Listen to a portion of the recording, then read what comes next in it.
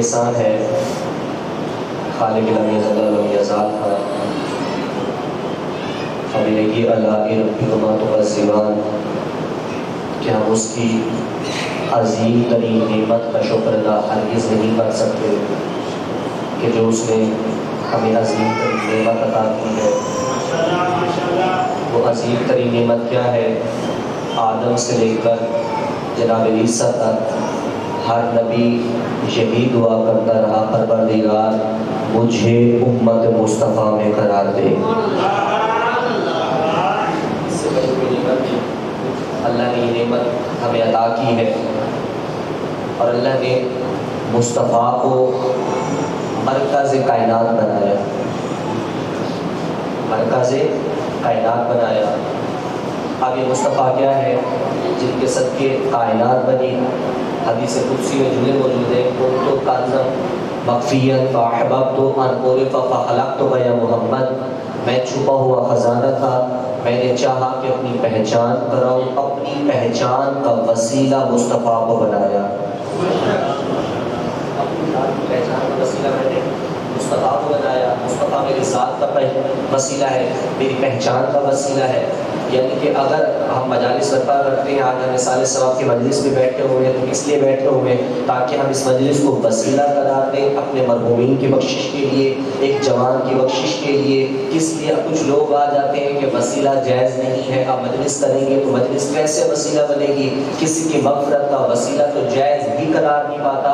تو اللہ قرآن میں کہہ رہا ہے بسم اللہ الرحمن الرحیم، قل هو اللہ احد، اے حبیب تو کہہ دے اللہ ایک ہے۔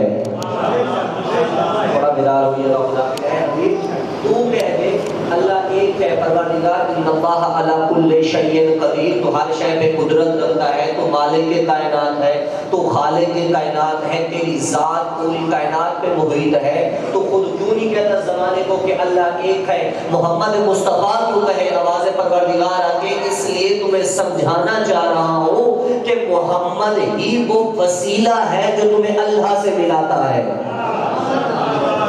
سبحان پڑھے محمد والے محمد۔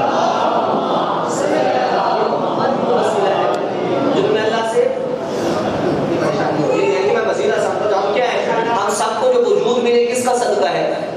ہمارے وجود مصطفیٰ کا صدقہ ہے، ورنہ ہماری حیثیت کیا تھی، ہمارا مقام کیا تھا؟ ذرا پڑھیے سورہ انسان کے اندر اللہ قرآن میں کہہ رہے بسم اللہ الرحمن الرحیم، حال اتی علی الانسان حین من الدہر لم یکن شیئا مذکورا، انسان کو وقت یاد کر جب تو کوئی قابل ذکر چیز نہ تھا۔ ہم پہ وقت گزرے، ہمارا کوئی وجود نہ تھا، ہمارا کوئی تذکرہ نہ ہوتا تھا۔ ایک زمانہ ایسا تھا جب ہمارا اس زمانے میں ہمارا وجود نہ تھا، ہماری شناخت نہ تھی، ہماری پہچان نہ تھی۔ وَخُلِقَ مِن مَّاءٍ دَافِقٍ، فرمایا ہم نے تجھے پانی کے ایک قطرے سے پیدا کیا۔ پانی کے قطرے سے پیدا کرنے کے بعد الَّذِي يُصَوِّرُكُم فِي الْأَرْحَامِ، ہم نے پھر تیری ماں کے شکم میں تیری صورت کو بنایا۔ اب اگر تو سید کا بیٹا تھا تو ہم نے کوئی میسنجر جبرائیل فرشتہ نہیں بھیجا کہ جا اس سید زادے سے پوچھ تیرے بیٹے کی شکل کیسی بناؤ۔ ہم نے کسی نبی کے پاس پیغام نہیں بھیجا کہ اس سے پوچھ تیرا بیٹا کیسے بناؤ۔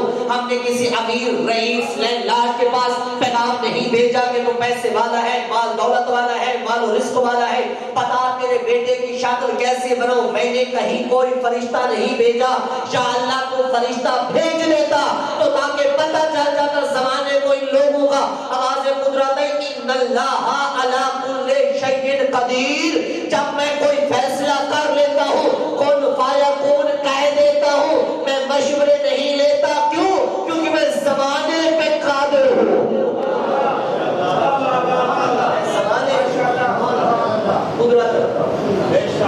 اگر میں پوچھنے لگوں جب میں بنانے لگتا ہوں، میں مشورے نہیں لیتا، میں مدد نہیں لیتا کہ میں مدد لوں۔ اور ہمارے عقائد میں ہے جو مدد لے وہ خدا نہیں ہوتا۔ ذرا میرا خدا کے لیے تو مدد لے، اب اگر مدد لیتا بھی وہ خدا نہیں ہوتا، وہ محتاج ہوتا ہے، اور محتاج عبد ہوتا ہے، معبود نہیں ہوتا۔ محتاج عبد ہوتا ہے، معبود نہیں ہوتا۔ ماں کے شکم میں ہے، ذرا سمجھے تو تھوڑی سی لطیف بات ہوگی۔ ماں کے شکم میں ہے، جب ہم ماں کے شکم میں بیٹھے، ماں کے شکم میں پہنچے، میرا آپ سے سوال ہے، بزرگ بیٹھ کے میں پڑھے لکھے دوست تشریف فرمائے، مجھے یہ بتائیے جب ہم ماں کے شکم میں پہنچے، ماں کے شکم میں ہم رہتے تھے، مجھے بتائیے کہ ماں کے شکم میں کون ہماری محافظت کرتا رہا؟ ذرا سوچیے، فَبِأَيِّ آلَاءِ رَبِّكُمَا تُكَذِّبَانِ، کہ اس کی کس نعمت کو جھوٹا ہو؟ وہ کہاں پہ ہماری محافظت کرتا رہا؟ چلے میں آپ کو بتا دیتا ہوں، 3 منتھ میں ہوتا نفخت فیہ من روحہ، کہ جب انسان 3 منتھ کا ہو جاتا ہے ماں کے شکم میں، تو اللہ اس کے جسم میں روح پھونک دیتا ہے، وہ ماں کے شکم میں سانس لینے لگ جاتا ہے۔ جب اس ماں کے شکم میں رہتا ہے، وہ اندھیرا شکم ہوتا ہے، وہ اندھیر نگری ہوتی ہے، وہاں روشنی کوئی نہیں ہوتی، وسیلہ کوئی نہیں روشنی کا ہوتا، یہ کھانے کو ترستا ہے، یہ پینے کو ترستا ہے، نہ اس کے کوئی کھانا پلانے والا۔ یہاں دنیا میں سے کیا کوئی ایسا انسان ہے جو ماں اسے رزق دے؟ نہیں پہنچ پا رہا، تھوڑا بیدار ہوئیے۔ کیا کوئی ایسا ہے جو اسے وہاں پہ رزق دے؟ کوئی ایسا ہے جو وہاں اسے سانسیں عطا کرے؟ کیا کوئی ایسا ہے جو وہاں اس کی محافظت کرے؟ فرمایا کہ تیرا ماں کے شکم میں کوئی محافظ نہ تھا، تیرا کوئی مددگار نہ تھا، تجھے کوئی جانتا نہ تھا، تیری زندگی کے بارے میں کسی کو نہ پتا تھا، نہ کوئی تیری تذکیر و تانیث جانتا تھا۔ نہیں پہنچ پا رہا، میری کوئی مشکل بات نہیں کرو، قرآن کا سامنے کا فلسفہ ہے کہ نہ کوئی تیری تذکیر و تانیث جانتا تھا، نہ کوئی تیرے بارے میں جانتا تھا، میں تیری وہاں محافظت کرتا رہا جہاں تیرا کوئی محافظ نہ تھا۔ جب تو کچھ مہینے ماں کے شکم میں بڑھ گیا، 6واں 7واں 8واں منتھ ہو گیا تجھے ماں کے شکم میں، تو تو ماں کے شکم میں جب رہتا رہا تو پھر یہی سمجھتا تھا کہ میری کل کائنات ہے، یہ میری پوری کائنات ہے، اس کائنات کا میں اکیلا حکمران ہوں۔ بڑا ساتھ دیجیے گا، میں اس پوری کائنات کا اکیلا حکمران ہوں، میں اکیلا حاکم ہوں، میں اس کائنات میں رہوں گا۔ اللہ فرماتا ہے جب تو اتنی مشکلات میں تھا تو میں نے تیری ماں کو صبر عطا کیا۔ ذرا بیدار ہو عزیزانے گرامی، تھوڑا بیدار ہو، میں نے تیری ماں کو صبر عطا کیا۔ جب تو اتنی مہینے میں ہوا تو تیری ماں کو نہیں تھا پتا کہ میں نے کھانا کیا ہے، ذرا تو بیدار ہو، میں نے کھانا کیا ہے، میں نے کتنا کھانا ہے، میں نے کتنا پینا ہے، میں نے اٹھنا کیسے ہے، میں نے چلنا کیسے ہے، میں نے بیٹھنا کیسے ہے، کس کروٹ لیٹوں گی تو یہ نقصان میں نہ ہوگا۔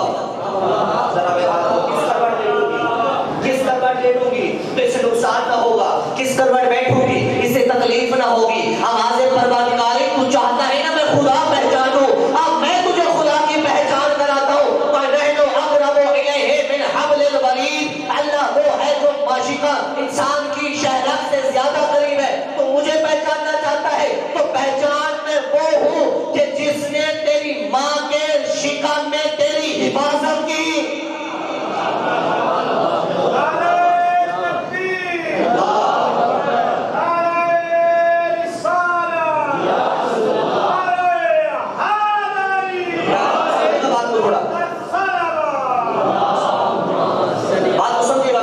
وہاں پہ محافظت کی جہاں تیرا کوئی محافظ نہ تھا، تجھے کوئی رزق نہ دے سکتا تھا، تجھے کوئی کھانا نہ دے سکتا تھا۔ میں تجھ پہ اتنا مہربان ہوں، میں تجھ سے اتنا محبت کرتا ہوں، میں تجھ سے اتنا پیار کرتا ہوں، میں جانتا تھا تو نے دنیا میں آ کر میرا کلمہ پڑھنا ہے، تو نے دنیا میں آ کر میری عبادت کرنی ہے، میں نے تجھے زبان سے رزق عطا نہیں کیا۔ ذرا بیدار ہو، ذرا بیدار ہو، میں نے تجھے زبان سے رزق عطا نہیں کیا۔ تو ماں کے شکم میں موجود تھا، تو جب ماں کے شکم میں تھا تو وہاں پہ تیری ماں کے شکم میں خون موجود ہوتا تھا۔ تیری ماں جو غذا کھاتی تھی اسے نہیں تھا پتا کہ میں نے کون سی چیز کھاؤں گی اسے فائدہ دے گی، کون سی چیز اسے نقصان دے گی، لہٰذا وہ تو کھاتی تھی لیکن میں اس کو ریفائن کر کے تیرے قابل بناتا رہا، اسے ریفائن کر کے تیرے قابل بناتا رہا کہ تاکہ تو کھائے۔ میں نے تجھے منہ سے لقمہ نہیں دیا کیونکہ میں جانتا تھا تو میرا عظیم انسان ہے، تو میری پہچان ہے، تو میرا عظیم شاہکار ہے، جس کے بارے میں علی نہج البلاغہ میں فرماتے ہیں فاطر الخلائق بقدرتہ، تو چاہتا ہے رب کو پہچانے، فاطر الخلائق بقدرتہ، تیرا اللہ وہ ہے جس نے تجھے اپنی قدرت سے پیدا کیا۔ کون ہے تیرا اللہ کہ جس نے تجھے قدرت سے پیدا کیا؟ تو وہاں پہ موجود تھا، میں نے تجھے زبان سے غذا نہیں دی، میں جانتا تھا یہ غذا جو ہے نا خون نجس ہوگا، نجس خون کو لگ کے غذا آئے گی، تو میں نہیں چاہتا تھا میرا بندہ نجاست کا لقمہ کھائے۔ صلوات پڑھیں محمد وآل محمد۔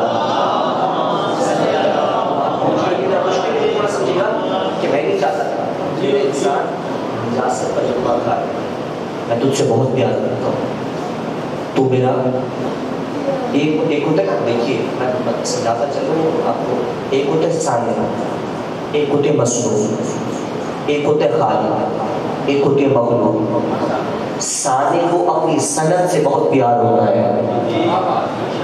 مثال کے طور پہ کوئی پڑھائی وغیرہ درخان کا کام کرتا ہے، پڑھائی وغیرہ ہے، کوئی بھی انسان ہے، کوئی بندہ آپ اپنے ہاتھوں سے کوئی چیز بنائے نا، اپنے ہاتھوں سے، چاہے وہ مٹی کا پتلا بنا دے، چاہے وہ کوئی عمارت بنا دے، چاہے وہ دروازہ بنا دے، چاہے ہمت بنا دے، کوئی جو سی بھی چیز بنا دے نا، جب آپ بنا دیں گے نا تو اس میں وہ سانے جب آپ بن جاتے ہیں نا، خود خالق بن جاتے ہیں، تو آپ کو اپنی اس مخلوق سے بڑا پیار ہوتا ہے، اپنی صنعت سے بڑا پیار ہوتا ہے، بار بار دیکھتے ہیں خوش ہو جاتے ہیں، یہ میں نے بنائی، یہ بڑی خوبصورت نظر آ رہی ہے، آواز پروردگار کی میرا انسان فَبِأَيِّ آلَاءِ رَبِّكُمَا تُكَذِّبَانِ، تو میری صنعت ہے، میں تیرا صانع ہوں، تو میری مخلوق ہے، میں تیرا خالق ہوں، میں جتنا تجھ سے محبت کرتا ہوں اتنی محبت تجھ سے کوئی نہیں کرتا۔ تو ماں کے شکم میں پریشان ہوتا تھا کہ میں اس دنیا میں رہوں گا، تو کل کائنات مانتا تھا، میں نے جب تیری پریشانی کو بڑھتے دیکھا، میں نے چاہا کہ میں اپنے دنیا کو اس کائنات سے اگلی کائنات کا سفر دکھاؤں۔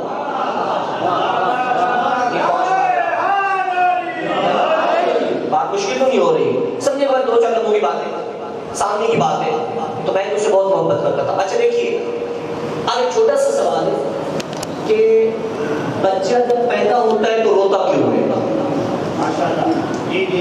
روتا ہے نا، ہر پیدا ہونے والا بچہ، یہ کائنات کا دستور ہے، جبلت ہے انسان کی، کہ جب بھی انسان پیدا ہوا، دنیا میں آیا، روتے ہوئے آیا، زمانے میں واحد دو انسان ایسے دیکھے جو آئے تو روتے ہوئے نہیں آئے، بلکہ کائنات منور کر دی، یا پہلا مصطفیٰ ہے یا مرتضیٰ ہے۔ کائنات میں صرف دو انسان جب آئے تو پریشان ہو رہا تھا۔ چھٹے امام سے یہ سوال ہوا، آپ اپنے ذات کا سوال دیجیے گا۔ چھٹے امام سے سوال ہوگا، جب یہ بچہ آتا ہے تو روتا کیوں ہے؟ بڑا زبردست جواب دیا، خدا کی قسم، اگر یہ جواب سمجھ میں آ گیا آج کی مجلس کا لطف حاصل ہو جائے گا۔ مولا فرماتے ہیں جب انسان ماں کی شکم میں رہتا ہے نا، اس شکم میں رہتا ہے تو کیونکہ تیسرے مہینے میں تو اس میں روح ڈل جاتی ہے، تو انسان یہ سوچ رہا ہوتا ہے کہ جو شکم ہے نا یہ میری کل کائنات ہے۔ بات سمجھیے گا، میرے ساتھ سفر کیجیے گا، میری فکر بہت دور جائے گی۔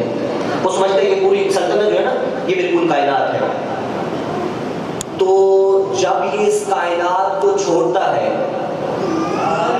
عاقل بیدار ہو، جب اس کائنات کو چھوڑتا ہے، جملہ بدل دو، جب اس کائنات سے انتقال کرتا ہے، جب اس کائنات سے انتقال کرتا ہے، اگلے جہان منتقل ہوتا ہے، تو یہ اپنی کائنات چھوڑنے پر رو رہا ہوتا ہے۔ فرمایا اب فلسفہ انتقال سمجھ لو، جب یہ دنیا میں پہلی مرتبہ اپنی اس کائنات شکم مادر والے کو چھوڑ کے اس جہان میں آتا ہے، یہ رو رہا ہوتا ہے اپنی کائنات چھوڑنے پہ کہ میں نے کائنات چھوڑ دی، اور یہ خوش ہو رہے ہوتے ہیں دنیا والے، ایک نیا مہمان آ گیا، لیکن جب اس دنیا کو چھوڑ کر اگلی دنیا جا رہا ہوتا ہے، بقائے سرمدی کی طرف جا رہا ہوتا ہے، تو پھر یہ رو رہے ہوتے ہیں، یہ خوش ہو رہا ہوتا ہے کہ مجھے بقا مل گئی۔ یہ پریشان ہو رہا، یہ تو خوش ہو رہا ہوتا ہے نا، وجود جو پڑا ہوتا ہے یہ خوش ہو رہا ہوتا ہے کہ مجھے بقا مل گئی، مجھے حیات مل گئی، کہ میں اس عارضی جہان کو چھوڑ کے جا رہا ہوں، اور یہ بیٹھے رو رہے ہوتے ہیں۔ پر میں تیرا حاکم ہوں، میں تیرا خالق ہوں، میں تیرا رب ہوں، میں تیرا مہربان ہوں، میں تجھ سے بہت محبت کرتا ہوں، میں تیری ہر چیز سے واقف ہوں، میں تجھے کہیں دکھی نہیں دیکھ سکتا، میں تجھے کہیں پریشان نہیں دیکھ سکتا، میں تجھے کہیں تنہا نہیں چھوڑ سکتا۔ تو نے اس کائنات کو چھوڑا، اس کائنات میں آیا، وہاں جب اس شکم مادر میں تھا، اس کائنات میں تھا، تجھے رزق بھی ملتا تھا، تجھے کھانا بھی ملتا تھا، تجھے پانی بھی ملتا تھا، تجھے غذا بھی ملتی تھی، تجھے سانس بھی ملتی تھی، سارا کچھ ملتا تھا۔ بہت توجہ چاہوں گا، بڑا قیمتی جملہ کہنے لگا ہوں، تجھے سارا کچھ ملتا تھا۔ جب سب کچھ تجھے اس کائنات میں ملتا تھا، جب اس کائنات کو چھوڑ کے تو اس کائنات میں تو رونے لگ گیا، تو گھبرانے لگ گیا، تو چلانے لگ گیا، تو تو پریشان ہونے لگ گیا کہ یا اللہ وہاں تو رزق بھی دیتا تھا, وہاں تو کھانا بھی دیتا تھا, وہاں تو سارا کچھ دیتا تھا, میرے بغیر مانگے اب میں اس کائنات میں آ گیا ہوں, وہ تو میں اپنی کائنات چھوڑ چکا ہوں, اب میرے رزق کا کیا ہوگا, میرے کھانے کا کیا ہوگا, میرے پینے کا کیا ہوگا. آواز پروردگاری میرے بندے گھبرانا, میں تیرا رب ہوں, میں حکیم ہوں, میں علیم ہوں, میں خبیر ہوں, میں سب کچھ بہتر جانتا ہوں, تو گھبرانا پریشان نہ ہو, میں تجھ سے غافل نہیں ہوا, میں تیری ماں کے ممتا کے اندر یہ بات رکھ دوں گا کہ رو کر ماں کو متوجہ کرنا تیرا کام ہے, ماں کے وسیلے سے رزق عطا کرنا اللہ کا کام ہے. صلوات علی محمد و آل محمد. ماں کے وسیلے سے رزق عطا کرنا مجھے اللہ کا کام ہے. کیا کوئی ایسا ہے کہ جو رزق عطا کر سکے؟ ہماری کاریگری, یہ تو اللہ کی کاریگری. اپنی یہاں کی چھوٹی سی مثال دے دو. مثال کے طور پہ یہ جو آپ آدھا من گھاس واس لیتے ہیں, آپ نے کبھی دیکھا ہے اس گھاس کے اندر دودھ ہوتا ہے؟ اس گھاس کے اندر دودھ ہوتا ہے. جس بیل کے اندر جانور کو دیتے ہیں, بھینس وغیرہ کو, گائے وغیرہ کو گھاس کھلاتے ہیں, اس کی باڈی کے اندر دودھ ہوتا ہے؟ نہیں ہوتا. اس میں بلیڈنگ ہوتی ہے نا, خون ہی ہوتا ہے. تو پھر یہ کون سی ذات ہے جو اس گھاس کو دودھ میں بدل رہی ہے؟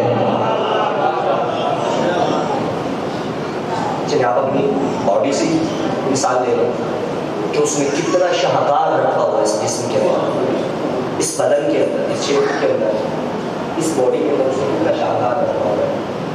مثلا اسی پہ دو باتیں کر کے مجلس تمام کر رہے ہیں, تاکہ بات سے صلوات پڑھی محمد و آل محمد پر. دیکھیے گا, بات سمجھیے گا. میدا ہے نا, اس کی اپنی ضرورت ہے. جگر جو ورک کرتا ہے نا, اس کی اپنی ضرورت ہے.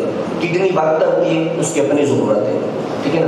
پھیپھڑے ورک کرتے ہیں, ان کی اپنی ضرورت ہے. ہر جسم کے تمام پارٹس کی نا اپنی اپنی ضرورت ہے. لیکن ہم جب غذا کھاتے ہیں نا, انسان کے اندر ہم عجیب و غریب مال کو نعمت سمجھتے ہیں, دولت کو نعمت سمجھتے ہیں, پیسے کو نعمت سمجھتے ہیں, عیاشی کو نعمت سمجھتے ہیں, شہرت کو نعمت سمجھتے ہیں.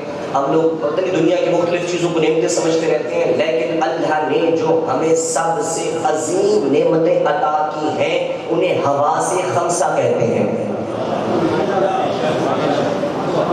حواس خمسہ کہتے ہیں.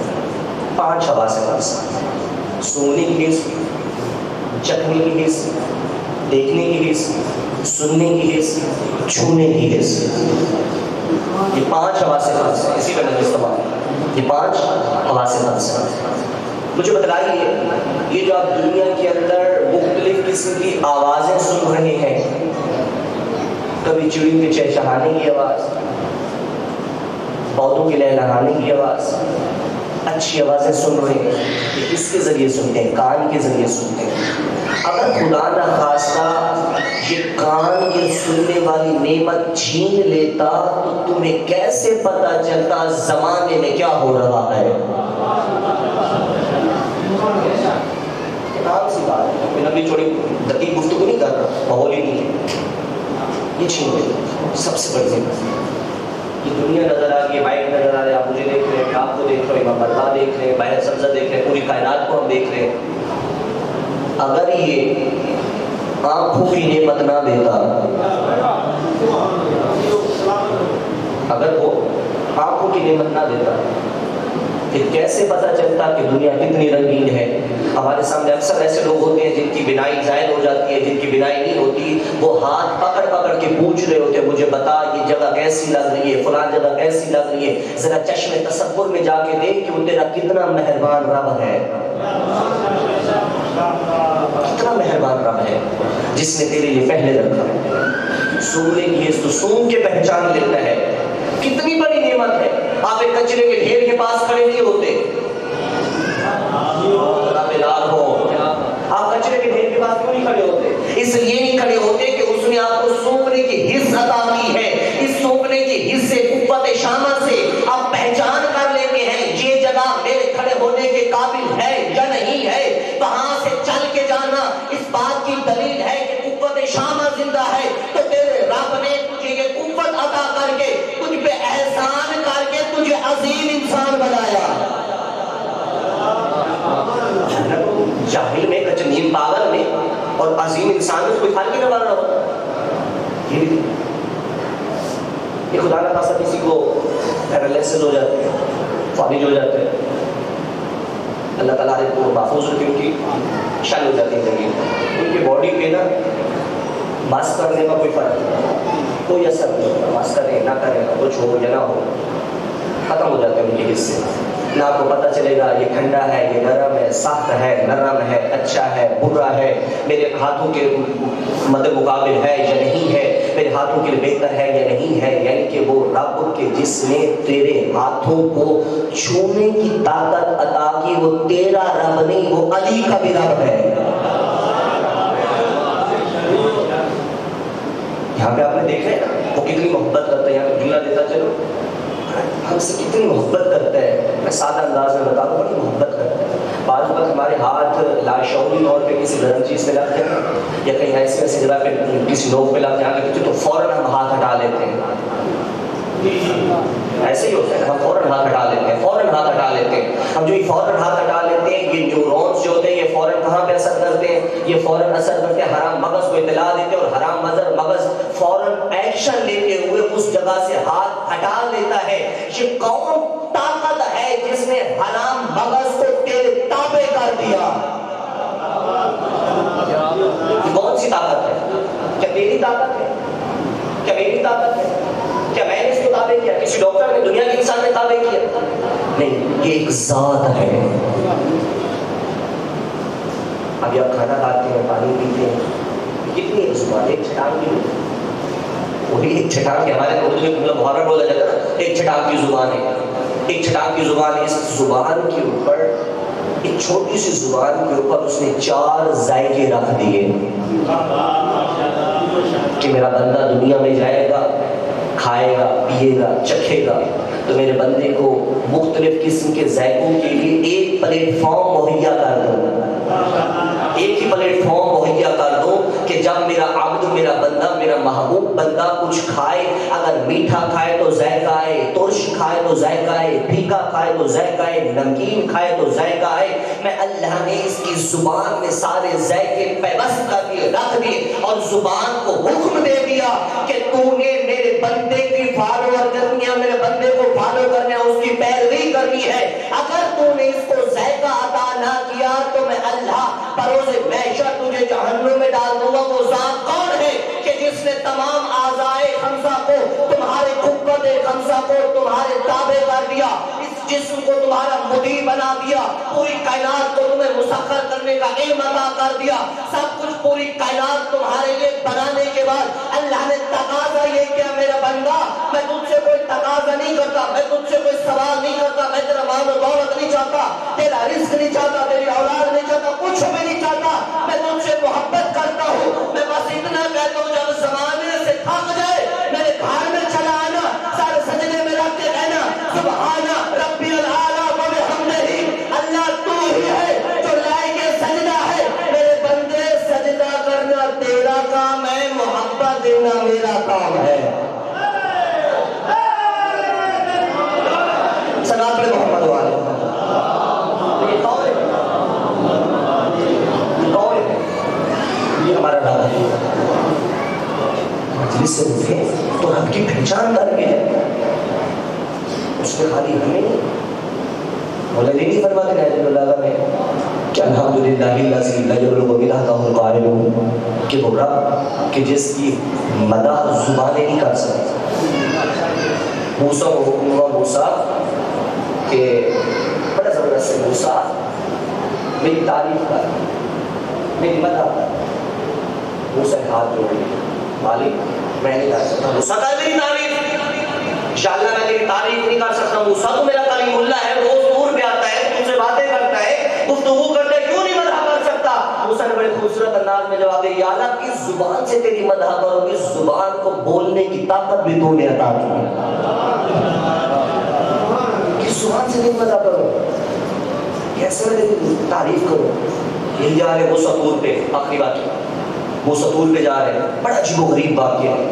توبہ کرنی ہے نا, ہمیں نہیں پتا, ہم ایسے لوگ ہیں نا کہ اگر فطرتی طور پہ اگر ہمارے سامنے کوئی بھی بات کی جائے نا، ہم خوشی سے توجہ سے اس کو سنتے ہیں، لیکن بدقسمتی ہماری یہ ہو گئی ہے پوری دنیا کی باتیں توجہ سے سننے والا انسان اللہ کے قرآن کو توجہ سے نہیں سنتا. پوری دنیا کو توجہ سے سنتا ہے، پوری دنیا پہ دھیان دیتا ہے، پر اللہ کے قرآن پہ دھیان نہیں دیتا کہ اللہ قرآن میں کیا کہہ رہا ہے. چاہ رہے موسیٰ طور پہ یسوع سے اٹھیے، توبہ کا انداز اپنائیے.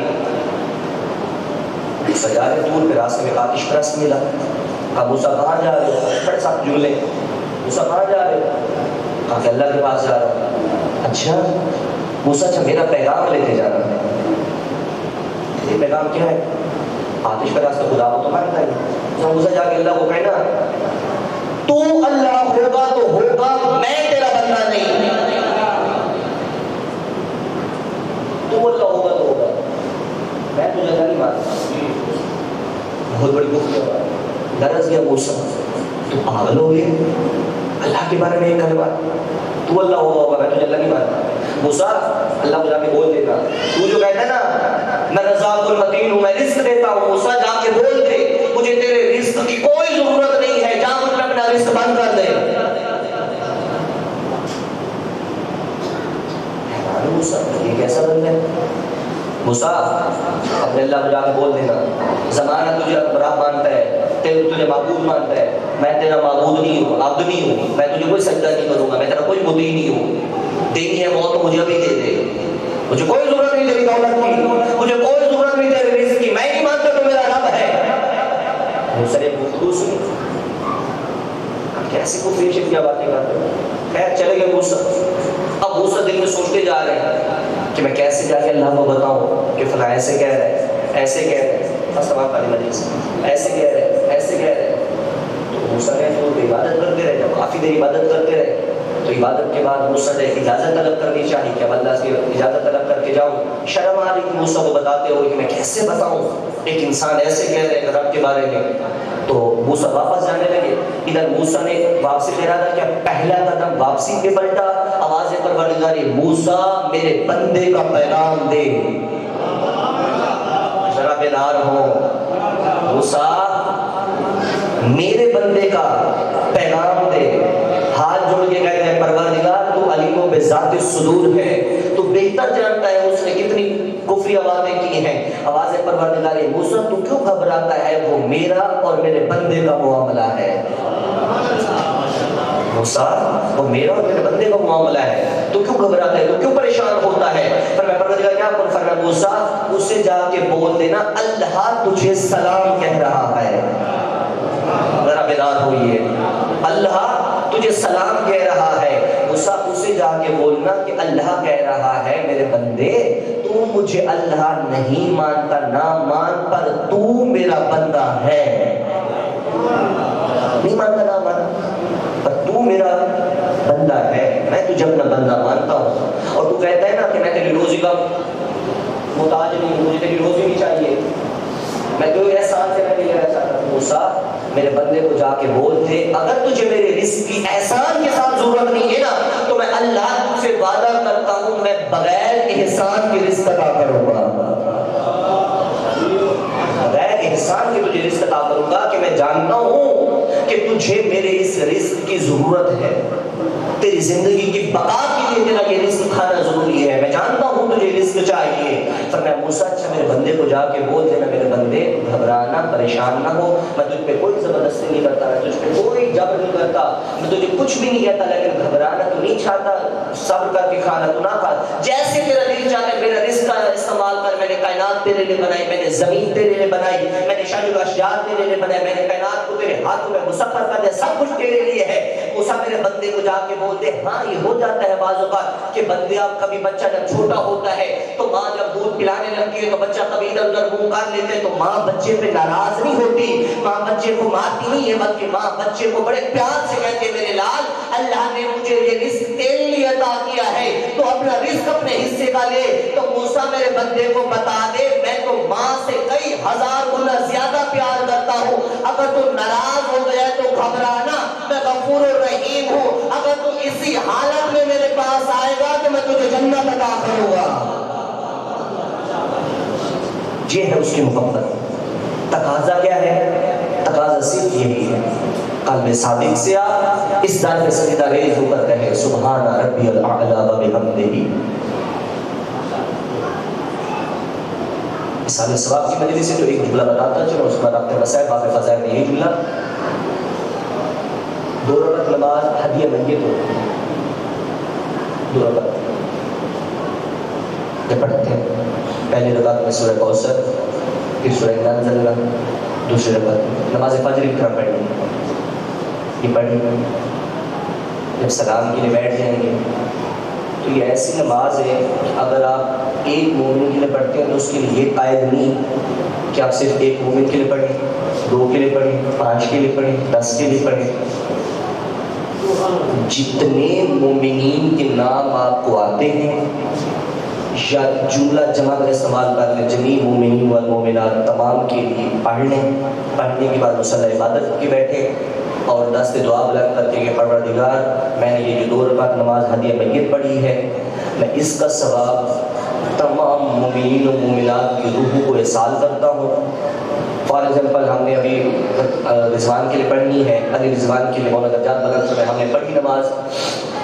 توجہ کیجیے کہ ہم نے نماز پڑھی اور نماز پڑھنے کے بعد ہم نے ہدیہ کیا اپنے مرحوم کو، کسی مومن کو. ادھر ہم ہدیہ کرتے ہیں، ادھر جب ہم دست میں دعا بلند کر کے زبان سے جملے کہہ رہے ہوتے ہیں، وہاں فوراً آواز پروردگار آتی ہے. ملک اے فرشتوں، زمین اور آسمان کے درمیان جو حجابات ہیں اس بندے اور اس مومن کے درمیان، ان حجابات کو ہٹا دو، تنابیں کھینچ لو. ان حجابات کو ہٹا لیا جاتا ہے جب مومن دعا کر رہا ہوتا ہے. اب یہ مومن اس مرحوم کو دیکھ رہا ہوتا ہے، وہ قبر والے اس کو دیکھ رہے ہوتے ہیں، اس پہ عذاب نازل ہو رہا ہوتے ہیں. لیکن جب اس کی زبان سے، ہماری زبان سے یہ ہدیہ اس کی طرف جانے لگتا ہے، آواز پروردگار آتی ہے فرشتوں اس سے عذاب ہٹا دو. پروردگار خطاکار ہے، گناہگار ہے، بدکار ہے، ساری زندگی گناہوں میں رہا ہے، کیوں عذاب ہٹا لے؟ آواز پروردگار آتی ہے تمہیں خطاکار نظر آ رہا ہے، بدکار نظر آ رہا ہے، لیکن ذرا فلاں جگہ دیکھو، میرا نیک مومن بیٹھا اس کی مغفرت کی دعا کر رہا ہے،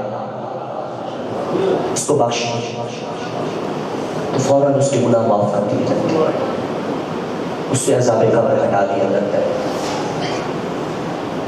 اس سے سارے گناہوں کو پیسے کچھ ڈال دیا جاتا ہے. یہ دعائیں کام آتی ہیں یا ہمارے ان تکالیف کو، دنیا کے ہوں یا آخرت کے ہوں، ان مسائل کو، ان تکالیف کو نجات کا جو ذریعہ ہے وہ صرف ذکر آل محمد ہے. اس کے علاوہ ہمارے پاس کوئی ذریعہ نہیں. اگر کوئی کہے ہمارے پاس فلاں ذریعہ ہے، فلاں ذریعہ ہے، ہمارے پاس کوئی ذریعہ نہیں. ہم عجیب لوگ ہیں. کبھی آپ نے خود پہ غور کیا؟ ہم عجیب لوگ ہیں. ہماری خوشی، ہماری غمی، ہمارا سکھ، ہمارا دکھ، ہماری اپنائیت، ہماری بیگانیت، ہمارا سارا کچھ آل محمد سے جڑا ہے. ان سے جدا ہمارا کچھ نہیں کہ اس سے کم وابستگی کیا ہوگی. جوان ہمارا مرتا ہے، روتے علی اکبر کو ہے. 2 ہی جملے. جوان ہمارا مرتا ہے، جوان اکبر کی یاد کرتے ہیں. بچہ ہمارا مرتا ہے، مسائل قاسم کے پڑھتے ہیں. جوان ہمارے کی شادی ہو رہی ہوتی ہے، یاد علی اکبر کو کر رہے ہوتے ہیں. یہ ہمارا سب کچھ انہی سے جڑا ہے، آل محمد سے جڑا ہے. جوان کی شہادت ہے، اسے 2 ہی جملے. کیونکہ اس مجلس میں جس میں علی اکبر کا ذکر تذکرہ کیا جائے نا، اس مجلس میں مانگی گئی دعائیں کبھی بھی رد نہیں ہوتی. اپنے دلوں کی نیک شریعت ذہن میں رکھیے گا، دل میں رکھیے گا. اور ایک جوان کی شہادت کی مجلس میں شہزادے کی 2-4 مسائب کے جملے پڑھے جائیں گے. مسائب کے جملوں میں اپنے دل کے اندر اس دعا کو رکھیے گا. اللہ کبھی بھی اس دعا کو رد نہ کرے گا. بلکہ امام سجاد کے بندے نے بلایا تھا، آقا میرے گھر شادی میں آئیے، محفل میں آئیے. تو آقا نے فرمایا تھا کہ جب سے میرا بابا مرا سجاد محفلوں میں نہیں جاتا. جب سے میرا بابا مرا میں نے محفلوں میں جانا چھوڑ دیا، میرا دل نہیں لگتا. میں کیسے جاؤں محفلوں میں؟ میں نے اپنے بابا کے گلے پہ خنجر چلتے دیکھا ہے.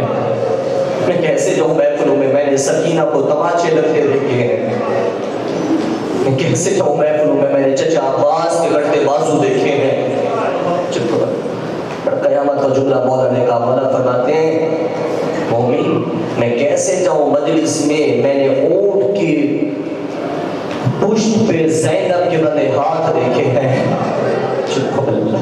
میں نہیں جاتا، میرا دل نہیں کرتا محفلوں میں جانے کا، کہا جائیے، مومن چلا گیا مایوس ہو کے، راستے میں مومن سے ملاقات ہوئی، اس مومن نے کہا کیوں پریشان آ رہا ہے؟ کہا میں آقا کے پاس گیا تھا، میں نے کہا آقا آپ میرے گھر آئیے گا، میری بچی کی شادی ہے، آپ آئیں گے فضیلت ہوگی، تو کہتے تو نے غلط کہا ہے، کہتے کیا کہوں؟ کہتے جا سجاد کو بول میں نے گھر میں علی اکبر کی مجلس رکھی ہے، میں نے گھر میں اکبر کی مجلس رکھی ہے، یہ آیت قریب آ کے بیٹھا قدموں پہ ہاتھ لگا کے کہتا ہے مولا میں نے گھر میں مجلس رکھی ہے اور وہاں شہزادے کے مصائب پڑے جائیں گے، عزادار سجاد اس کے بولنے سے پہلے تڑپ کے کہتا ہے مومن سجاد بھی تیرے گھر آئے گا، سجاد تیرے گھر مجلس میں آئے گا، میں تیرے گھر خود آؤں گا، کیونکہ میرے جہاں میرے اکبر کی میرے بھائی کی مجلس رکھی جائے نا وہاں میرے بابا بھی آتے ہیں، میری دادی بھی آتی ہے، میرا بھائی علی اکبر وہ ہے جو شکل میں صورت میں کردار میں ہم شکل مصطفیٰ تھا، ہم یہاں سے اکبر تھا، آپ کو پتہ ہے اکبر کون ہے؟ ہمیں نہیں پتا اکبر کی فضیلت کا، آپ کے گھروں میں جوان بچے ہوں گے، میں خاص کر جب بچے جوان ہو جائے نا تو جوان بچہ جب چلے نا جس کی داڑھی نکل رہی ہو، جب جوان چلے نا تو بہنیں مائیں باپ بھائی جوان کے ہر قدم پہ بسم اللہ پڑھتے نظر آتے ہیں، اور جب جوان جانے لگے نا کسی سفر میں اللہ کرے کسی سفر میں کسی بہن کا جوان بھائی نہ مرے، شرما کے نہ روئیے گا، بلند آواز سے گریہ کیجیے گا، کوئی جوان نہ مرے،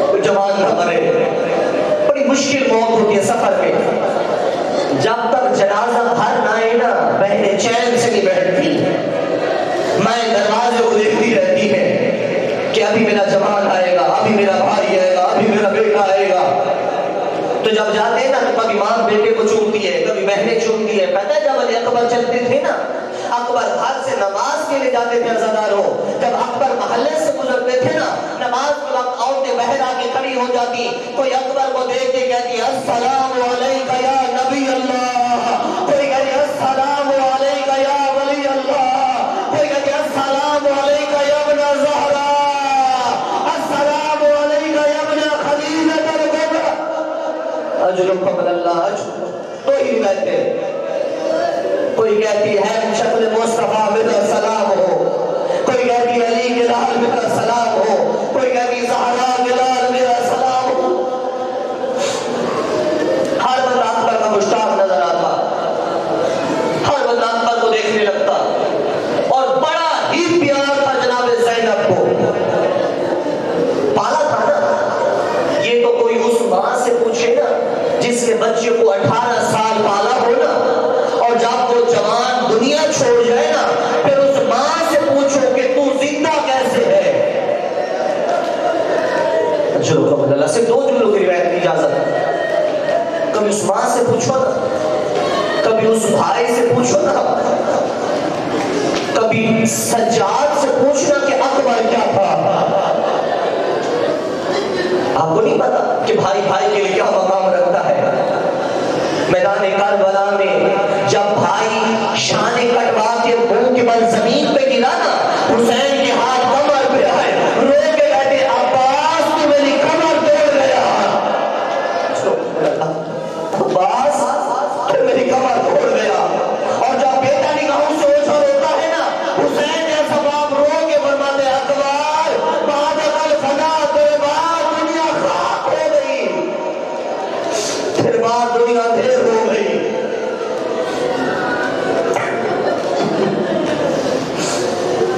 بس کون ہے یہ اکبر؟ جب آئی نا بیوی یہ قائد گزار کی بنت علی روز رسول پہ آئی، جب روز رسول پہ آئی تو بیوی روز رسول پہ آ کے بیوی نے سلام کیا، سلام کرنے کے بعد علی کی بیٹی گر پڑی، جب بیوی گری نا روز رسول کو کلیجے سے لگا لیا، قبر رسول کو کلیجے دن روتی رہی. ہمارا عقیدہ ہے ہم مانتے ہیں رسول قبر سے باہر آئے. جملہ سنیے گا ماتن کا جملہ ہے. رسول قبر سے باہر آئے اور آگے بی بی کے سر کا بوسہ لینا چاہا. جب بوسہ لینا چاہا نا علی کی بیٹی کافی پیچھے ہٹ گئی. رسول رو کے کہتے میری لال مجھے بوسہ کیوں نہیں لینے دیتی؟ رو کے فرماتے نانا بوسہ نہیں لینے دیتی میرا سر دکھتا ہے. نانا شبر کا جہاں دل چاہتا میرے سر میں تازیہ نہیں مارتا. نانا تیری زینب کا سر زخمی ہے.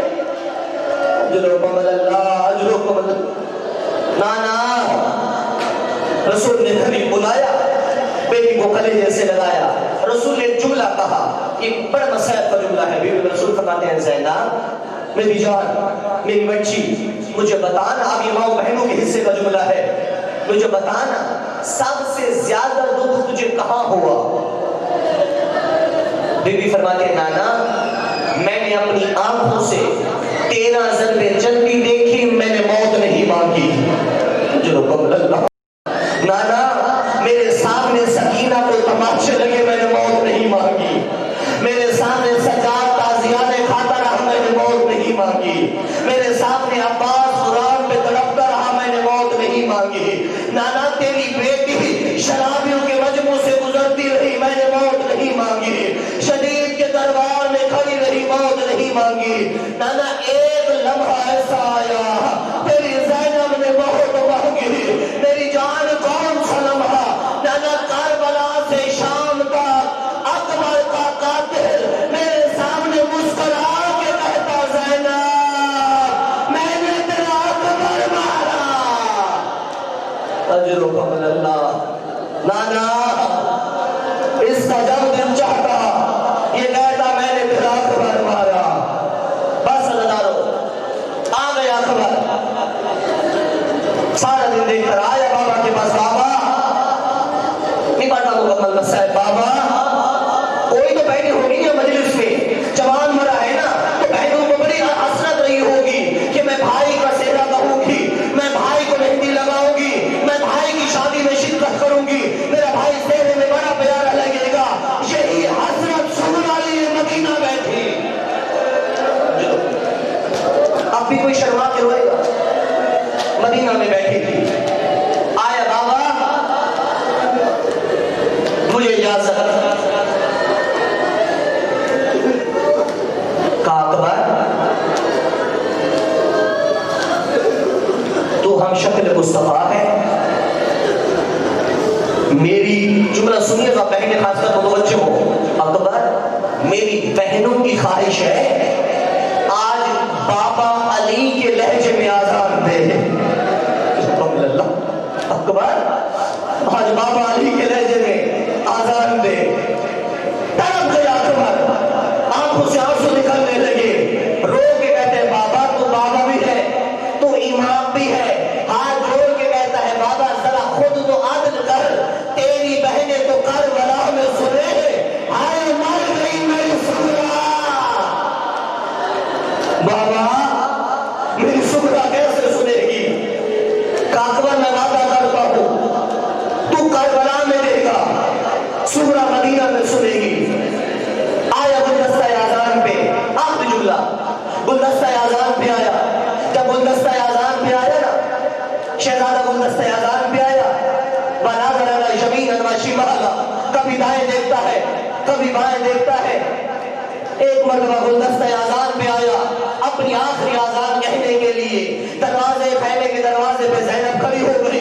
فضا کھڑی ہو گئی. فروا کھڑی ہو گئی. ام لہلا کھڑی ہو گئی. ام رواب کھڑی ہو گئی. 4 سالہ سکینہ کھڑی ہو گئی. اب سب کی نگاہیں اکبر کے چہرے پہ ہے. اکبر کی نگاہ حسین کے چہرے پہ ہے. حسین کی نگاہیں مدینہ کی طرف ہے. اکبر میدان مصلی عبادت پہ آئے. اکبر نے ہاتھوں پہ کانوں پہ ہاتھ رکھ کے زندگی کی آخری اذان دینے کے لیے ہاتھ بلند کر کے کہا اللہ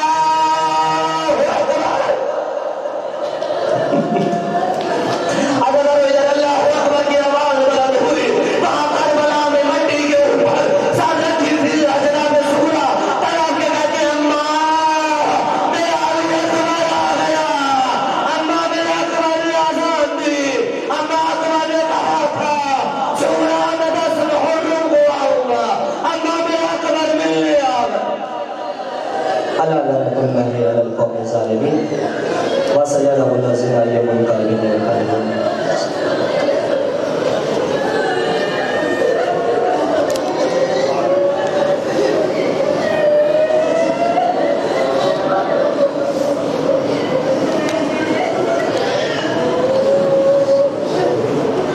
ہمت نہیں ہو رہی کہ میں جملہ ادا کروں، بہرحال گریا بلند ہو رہے جملہ کہہ دیتا ہوں.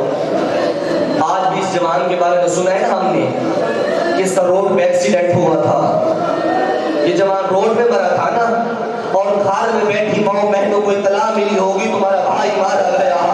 یہ اطلاع ویسی اطلاع ہوگی جیسے سورہ اذان علیہ اکبر سن کے نا پاؤں اماؤں میں سلما میرا اکبر زندگی کی آخری اذان دے رہا ہے. اما اکبر کی اذان